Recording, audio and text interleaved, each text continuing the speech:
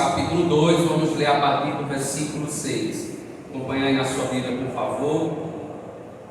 Portanto, assim como vocês receberam Cristo Jesus, o Senhor, continuem a viver nele, enraizados e edificados nele, firmados na fé, como foram ensinados, transbordando de alegria. Tenham cuidado para que ninguém os escravize a filosofias vãs e enganosas, que se fundamentam nas tradições humanas e nos princípios elementares deste mundo, e não em Cristo, pois em Cristo habita corporalmente toda a plenitude da divindade, e por estarem nele, que é o cabeça de todo poder e autoridade, vocês receberam a plenitude.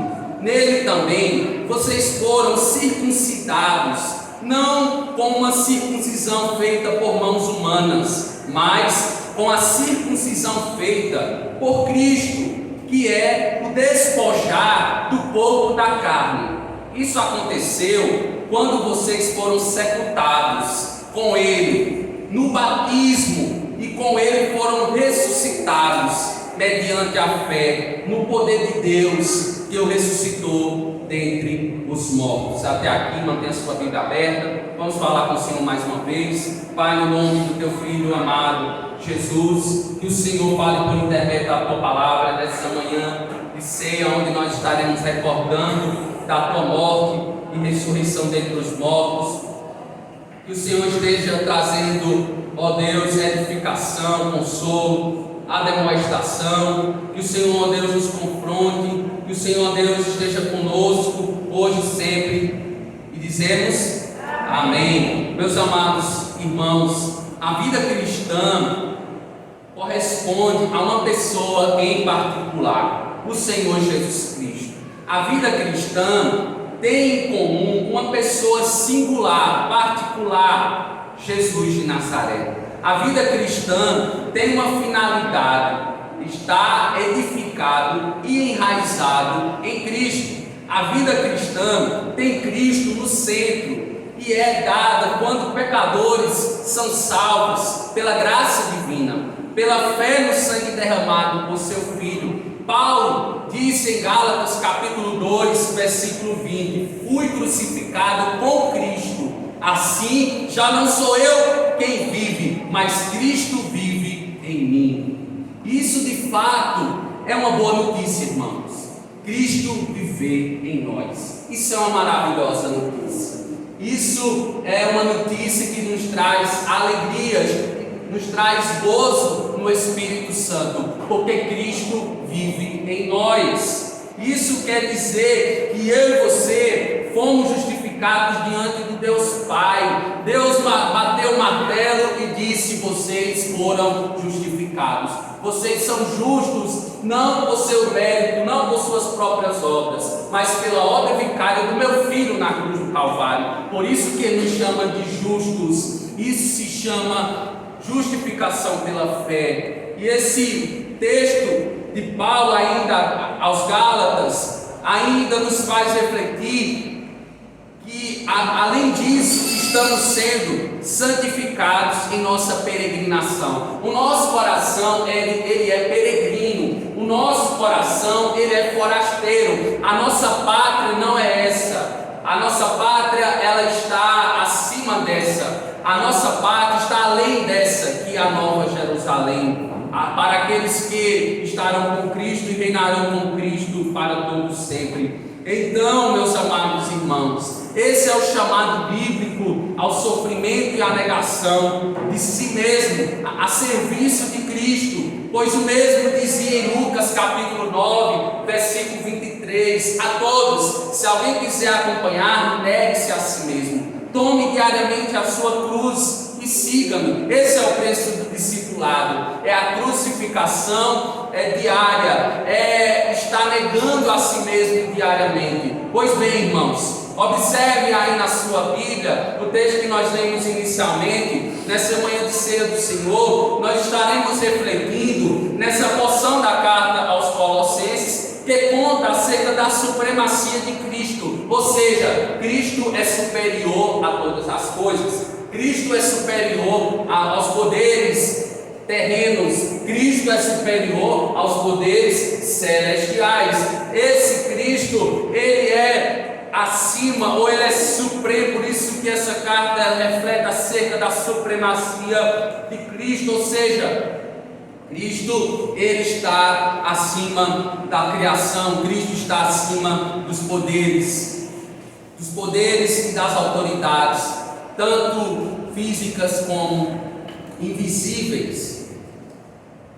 E o texto que lemos inicialmente, observe aí o versículo 6, dos versículos 6 a 12 que nós lemos inicialmente, Paulo está exortando. Aqui nós estamos diante de uma exortação, de uma demonstração aos irmãos colossenses, a eles continuarem a fazer o que, meus amados?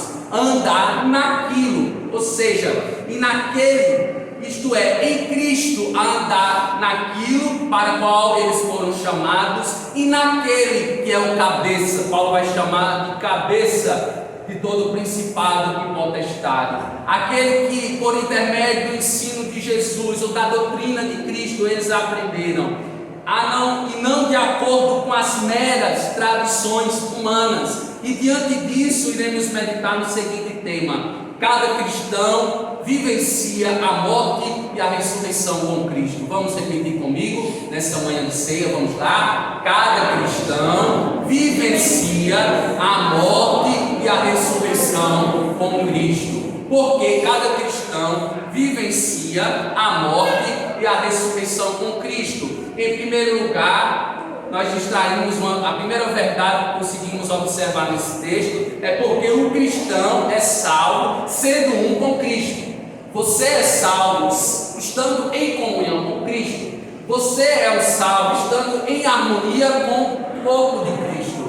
Há uma comunhão não somente vertical com Deus nesse processo, mas há uma comunhão também de forma horizontal, a fim de que você esteja em harmonia, em comunhão com seu irmão em Cristo Jesus. E observe aí o versículo 6. Paulo disse, observe aí na sua Bíblia, esteja atento, olhe para o texto, esteja prestando atenção. Versículo 6: portanto, assim como vocês receberam a Cristo Jesus, o Senhor, continue a viver nele, enraizados e edificados nele, firmados na fé, como foram ensinados, transbordando de gratidão. Tenham cuidado para que ninguém os escravize a filosofias vãs e enganosas que se fundamentam nas tradições humanas e nos princípios elementares deste mundo, e não em Cristo.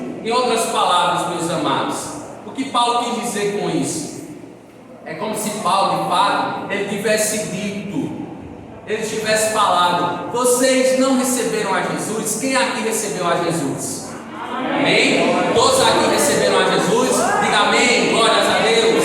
Então todos nós recebemos ao Senhor Jesus Cristo no passado. Agora vivam por meio de Jesus. Se nós recebemos a Jesus no passado, agora nós devemos andar segundo o caminho que Jesus traçou, a jornada feliz que Ele determinou por intermédio do seu plano salvífico nas nossas vidas. Então, Paulo queria que eles entendessem isso. Se vocês receberam a Jesus Cristo no passado, vocês agora devem viver segundo Jesus designou, traçou para vocês viverem. Aí vem a pergunta, que não quer calar: como viverei, pastor, por meio de Jesus? É uma pergunta para que nós possamos refletir nessa manhã de ceia. Como eu viverei por meio de Jesus? Paulo vai nos dar a resposta. A resposta dessa pergunta está no versículo 7. Observe aí, Paulo vai nos dizer como veremos através de Jesus, quais seguintes expressões. No versículo 7, a primeira expressão que eu quero que você preste atenção é enraizados e edificados nele. Enraizados e edificados nele. No sentido, meus amados, qual o sentido aqui? De nós estarmos fixados, ou com os nossos pés, que as nossas raízes sejam plantadas aos pés de quem? Do nosso Jesus. De ter a nossa vida alicerçada sobre Ele. Nós estamos e nós temos uma rocha inabalável da fé, onde nós colocamos e nós estamos segurados nessa sólida rocha, nesse sólido fundamento que é Cristo. Ele é a rocha sólida, podendo vir a tempestade que for, porém a nossa casa ela foi construída sobre a rocha e por isso não seremos abalados. A nossa casa ela não foi construída sobre a areia, a nossa casa ela não foi construída sobre o barro, mas a nossa casa ela foi alicerçada e ela foi levantada sobre essa pedra de espina, sobre essa pedra angular, Jesus Cristo. Então não se desespere quando vier as provações, não se desespere quando vier as aflições, as adversidades, porque maior é quem está com você do que quem está no mundo.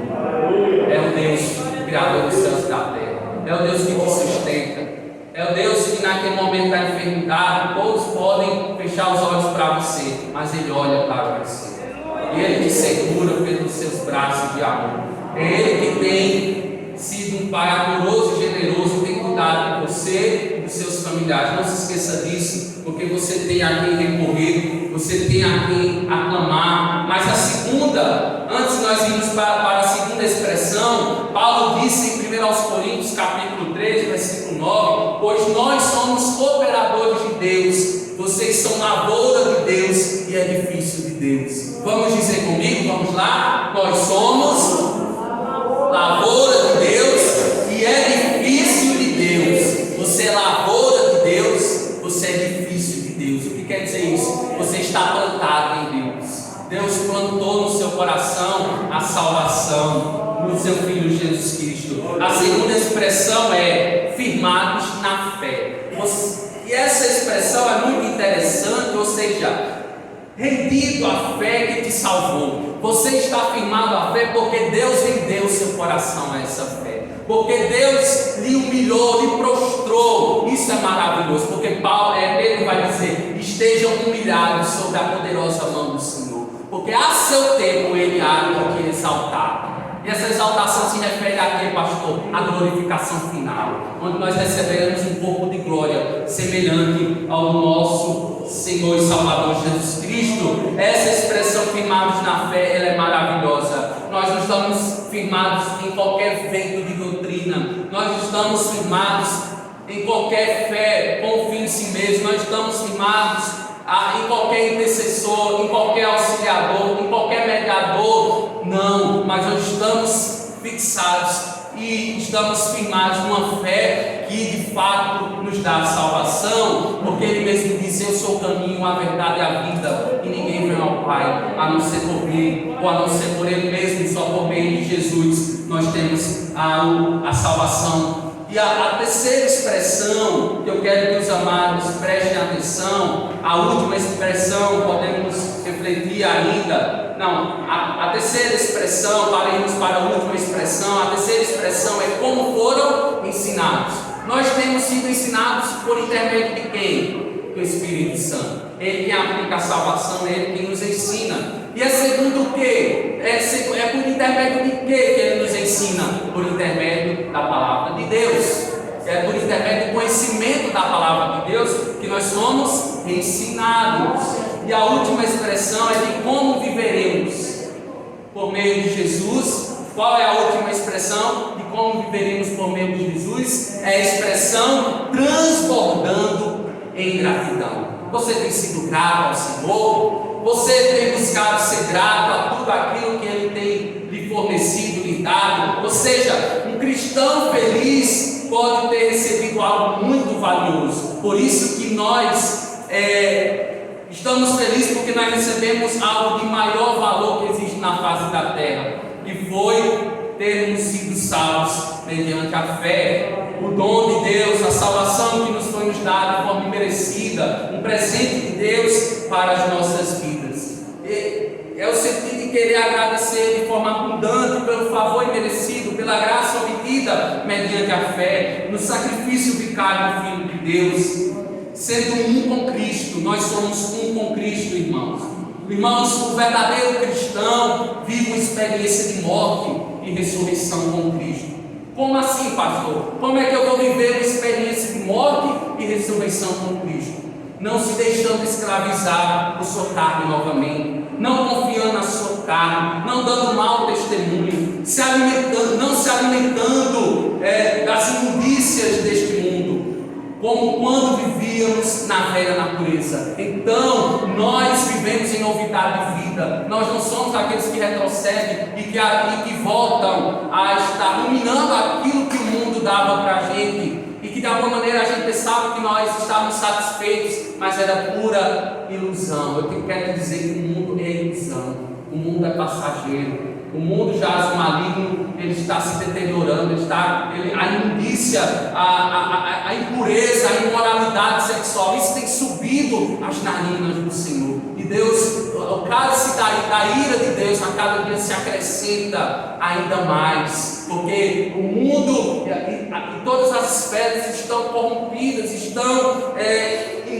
vivendo uma destruição sem fim, uma devassidão sem fim. Mas eu quero lhe motivar a continuar vivendo por intermédio de Jesus, que é incomparavelmente melhor. Continue vivendo por intermédio de Jesus, se santificando, se separando desse mundo hostil, deste mundo de horror, deste mundo depravado. E Paulo estava chamando a atenção daqueles crentes, dizendo: tenham cuidado para que ninguém os escravize a filosofias vãs e enganosas, que se fundamentam nas tradições humanas e nos princípios elementares deste mundo, e não em Cristo, e não na pessoa de Cristo. É sobre isso que eu quero lhe chamar a sua atenção também nessa manhã. Paulo queria, meus amados, que os crentes colossenses, bem como também todos aqueles que receberiam a Cristo futuramente, os crentes, por exemplo, os crentes gálatas também, que foi em Cristo que eles aprenderam, e não de acordo com as tradições humanas. Por exemplo, a igreja em Gálatas, o apóstolo Paulo, ele teve um problema sério com os judaizantes, que diziam que a doutrina da justificação pela fé em Cristo e pela graça de Deus incentivava o homem a pecar. Isso mesmo que você está me ouvindo. Você está ouvindo? Se as pessoas não fazem nada para conseguir a salvação, logo elas podem viver como querem. Elas podem viver no pecado, podem ser as mesmas pecadoras de sempre. Afinal, a salvação é pela graça de Deus. E diante disso, Paulo, ele rasga o verbo com aquela comunidade de cristãos aos Gálatas, na Galácia. Ele vai dizer: não é dessa forma, de modo algum, de forma alguma vocês devem utilizar a graça para pecar. De maneira alguma, a graça não é um salvo-conduto para nós pecarmos, para nós vivermos uma vida de horror como vivíamos no passado, segundo a velha natureza. Não. Ou seja, se alguém diz ser alcançado pela graça de Deus e pela fé em Cristo, mas vive no pecado, na verdade tal pessoa prova que não foi salvo pela graça de Deus. Meus amados, um salvo, ele vai perseverar. Diga glória a Deus por isso.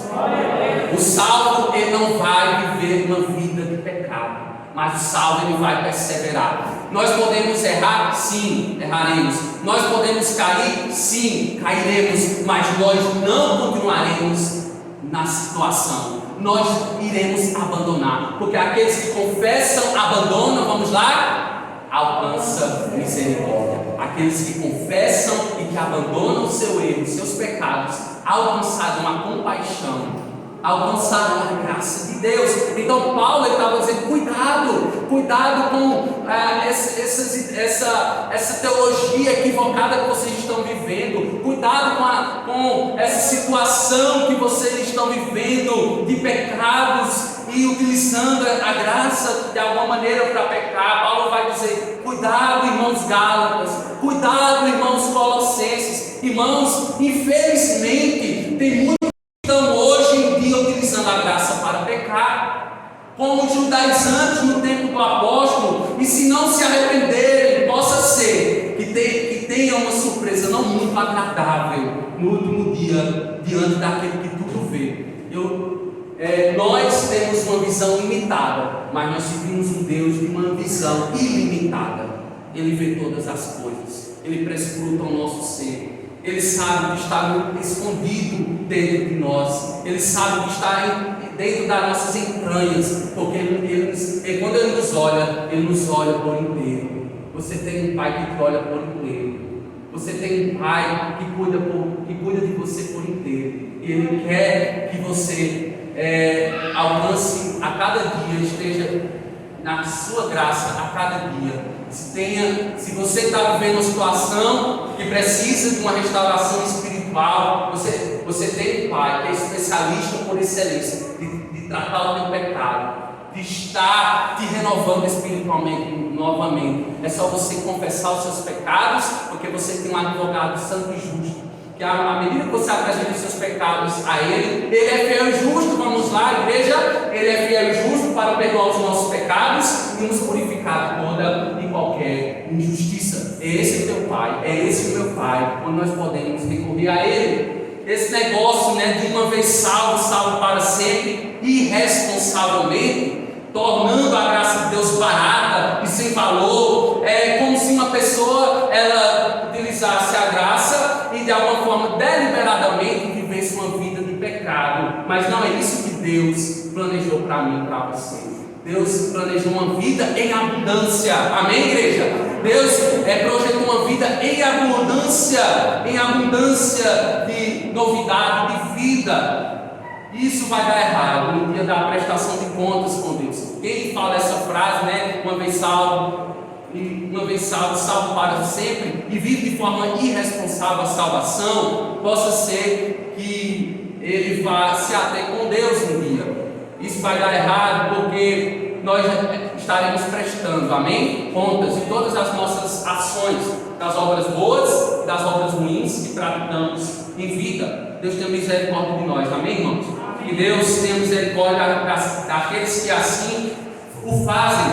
Prestemos atenção que Paulo vai dizer no versículo 9. Olha aí, versículo 9 e o versículo 10. Pois em Cristo habita o quê? Corporalmente toda a plenitude da divindade. E por estarem nele, que é o cabeça de todo poder e autoridade, vocês receberam a plenitude. Em outras palavras, Cristo compartilha com o Pai a sua divindade plena, inteira, completa, meus irmãos. E os cristãos, por estarem nele, são convocados para se alistarem no seu exército, para combater o bom combate da fé. Isso é tão maravilhoso quando o servo do Senhor, ao partir desta dimensão terrena, pode declarar: eu combati o bom combate da fé. Eu testemunhei de Cristo, eu não envergonhei o Evangelho da graça de Deus, pelo qual eu fui salvo. Isso é maravilhoso quando o servo do Senhor termina o seu dia de vida aqui na terra e consegue declarar isso. Cristo é chamado também do chefe, ele é considerado soberano, ele é o soberano de toda a autoridade. Cristo é o nosso comandante. Cristo, eu quero te dizer que Cristo é o capitão da sua vida, Cristo é o líder da sua vida, Cristo é o cabeça, nós somos o corpo. Cristo é o pastor por excelência de nossas almas, pelo qual receberemos, meus amados, a plenitude de Deus que reside em Cristo, ou seja, seremos completos só em Cristo, porque Cristo em vós, vamos lá, a esperança da glória. O Evangelho de João, capítulo 1, versículo 14, vai dizer: aquele que é a palavra tornou-se carne e viveu entre nós. Vimos a sua glória, glória como unigênito, vindo do Pai, cheio de graça e de verdade. Cada cristão vivencia a morte e a ressurreição com Cristo. Porque cada cristão vivencia a morte e a ressurreição com Cristo. Em primeiro lugar, vimos porque o cristão é salvo sendo um com Cristo, amém? Estando em unidade com Cristo. Em segundo lugar, porque o cristão é salvo pela morte e ressurreição em Cristo. Um homem iraniano chamado Youssef Nakakani, que se converteu ao cristianismo em 2010, foi condenado à morte por negar que os filhos aprendessem o Alcorão, o livro sagrado dos muçulmanos. Ele se tornou cristão aos 19 anos E depois de 3 anos já se tornou pastor evangélico, formando uma pequena comunidade evangélica no Irã, sendo preso por abandonar a fé islâmica, recebendo a pena máxima, morte por enforcamento. O pastor por 3 vezes por 3 vezes recebeu a proposta para abandonar o cristianismo e voltar para o Islã, em troca da suspensão pela pena de morte. Porém, ele não aceitou. Meus amados irmãos, quem está em Cristo já está morto para este mundo. A morte não poderá vencer aqueles que já estão mortos em Cristo e que já receberam a salvação. Esse homem, como o apóstolo Paulo, conta essa história, uma história verídica, até passou no noticiário, isso no ano de 2010, provavelmente. Nós não sabemos o fim que levou Yosef Nagarkhan, não sabemos se ele morreu, se ele foi enforcado, estava nos trâmites na justiça iraniana, mas o que nós sabemos é que, independentemente se ele continuou vivo ou até foi enforcado, ele está com Cristo. Nós estamos com Cristo nós já gozamos da presença de Cristo nesse presente momento, porque a presença de Cristo é onipresente. Ele está onde o servo dele está, ele abençoa o servo dele aonde ele está, independentemente do lugar, do horário, independentemente da situação. Cristo está com você. Diga glória a Deus por isso, porque Cristo está com você, Cristo está comigo, independentemente da situação e da circunstância que nós estamos vivendo, meu amado irmão. Porque Paulo vai dizer no versículo 1, observe aí o que Paulo vai dizer no versículo 11: nele também vocês foram circuncidados, não com a circuncisão feita por mãos humanas, mas com a circuncisão feita por Cristo, que é o despojar do corpo da carne. É o despojar do corpo da carne. Paulo disse aqui, em outras palavras, meus amados, em Cristo vocês foram circuncidados. A circuncisão, meus amados, era o rito de iniciação da antiga aliança.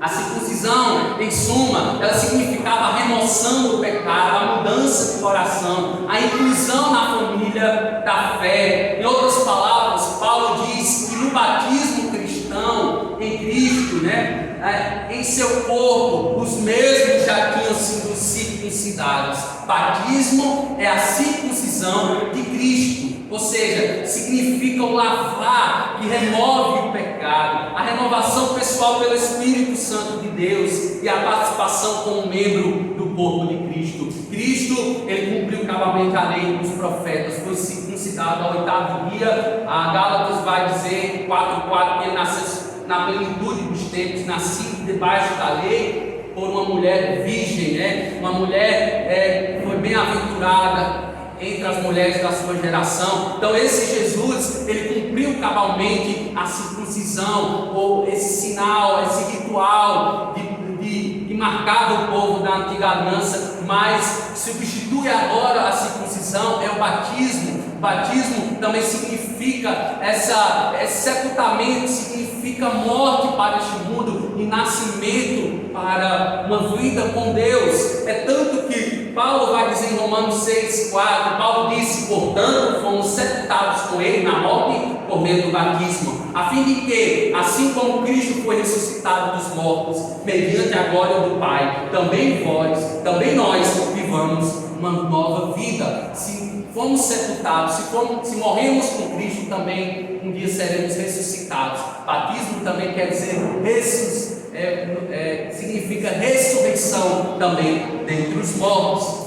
Isso numa esfera final de todas as coisas. Paulo estava ensinando aqui que o verdadeiro cristão é salvo pela morte e ressurreição em Cristo, e portanto não pode temer a morte terrena, porque já foi crucificado com Cristo. Você já foi crucificado com Cristo? Amém? Pois não tema a morte. A morte é apenas uma passagem e um encontro. Amém? É passagem e encontro com Cristo Jesus. Você vai se encontrar com Cristo e vai gozar de forma parcial até Ele vir buscar o seu povo. Nós poderemos gozar plenamente da presença do nosso Cristo. E portanto, nós não podemos temer. O próprio Paulo não temeu ser decapitado. O pastor Youssef Nagatani não temeu ser enforcado, porque eles tinham a sua vida, porque eles não tinham a sua vida por preciosa, contanto que cumprisse com alegria a carreira e o ministério que receberam do Senhor Jesus, para dar testemunho do Evangelho da graça de Deus. Dê testemunho, tá certo? Possamos dar testemunho do Evangelho da graça de Deus. Todo cristão é batizado no corpo de Cristo, já foi sepultado com Ele, morrendo para este mundo e vivendo para Deus. O cristão é salvo, meus irmãos, para Deus. Repita comigo, vamos lá. Vamos lá? O cristão é salvo para Deus. Vamos dizer novamente: o cristão é salvo para Deus. Glórias a Deus. Por isso que Paulo disse que devemos nos despojar do corpo da carne, ou seja, crucificar a nossa velha natureza e suas paixões. Gálatas 5:24. Os que pertencem a Cristo Jesus crucificaram a carne com as suas paixões e os seus desejos. Para concluir, versículo 12 vai dizer: isso acontece quando vocês foram sepultados com Ele no batismo e com Ele foram ressuscitados mediante a fé no poder de Deus que o ressuscitou dentre os mortos. Ou seja, a dívida foi paga. Diga glória a Deus. A dívida foi paga por meio de Jesus, sendo anulada a dívida neutralizada pelo próprio Jesus, que nasceu sobre a lei, sujeito às suas exigências e maldições da mesma. Na cruz, eu e você, nós nos tornamos agora justificados, porque na cruz, Jesus se tornou pecado por nós e sofreu a maldição da lei contra a injustiça, na execução da sentença da morte sobre Jesus. Enquanto ele esteve pregado no madeiro, Paulo vê o cancelamento da sanção de morte que havia contra os transgressores da lei. O crente não está mais sujeito à ameaça da condenação da lei. Diga: a Deus toda glória. Vamos lá? A Deus toda glória. Deus ressuscitou a Jesus Cristo dentre os mortos. De igual modo, nós um dia, meus amados irmãos, seremos ressuscitados no último dia. Deus seja louvado por isso. Vamos nesse momento, eu te convido a celebrar a nova vida que está oculta em Cristo, porque fomos crucificados com Cristo. Assim já não somos nós que vivemos, mas Cristo vive